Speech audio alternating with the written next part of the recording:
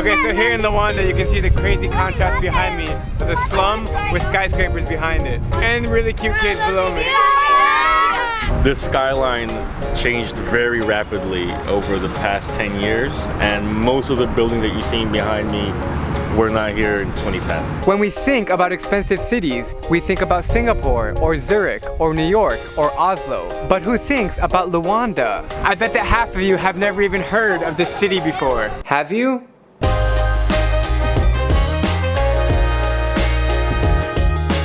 Luanda is the capital of Angola, a nation twice the size of Texas in southwestern Africa. I arrived in Luanda a few days ago. 2698 on the right. And I've been surprised in a lot of ways, but none more than the absurd prices. 1, 2, 3, cara. Cuatro. 4, cara. $2,000. $2,000? 2,000. 2000.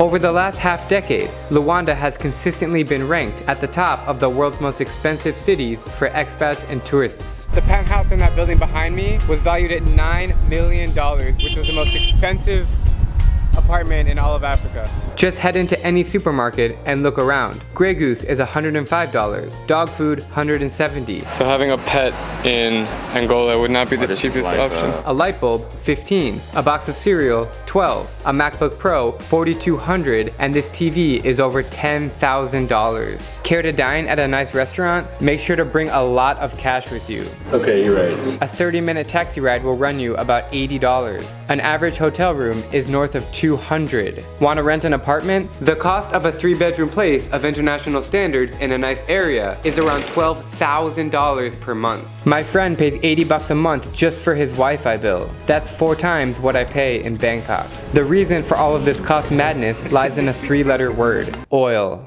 Angola has the second biggest oil reserve in Africa. We are a country that's blessed with several natural resources: oil, diamonds. This means a very fast-growing economy, whereas the infrastructure hasn't caught up due to the civil war, which left the country in shambles upon ending in 2002. Luanda was built for 500,000 people, but now there's over 8 million. The shortage of supply for housing, with a high demand to move here, explains for the expensive prices. So entrenched corruption, the need to import everything, and the fact that we don't produce anything contributes to the high prices you see here. But what confuses me the most is how locals can afford to live here when basic goods are double the cost as neighboring countries. Well, actually, the local markets are not as expensive for basic goods, but nonetheless, people here are struggling. 2/3 of the population live in extreme poverty or making less than $2 a day.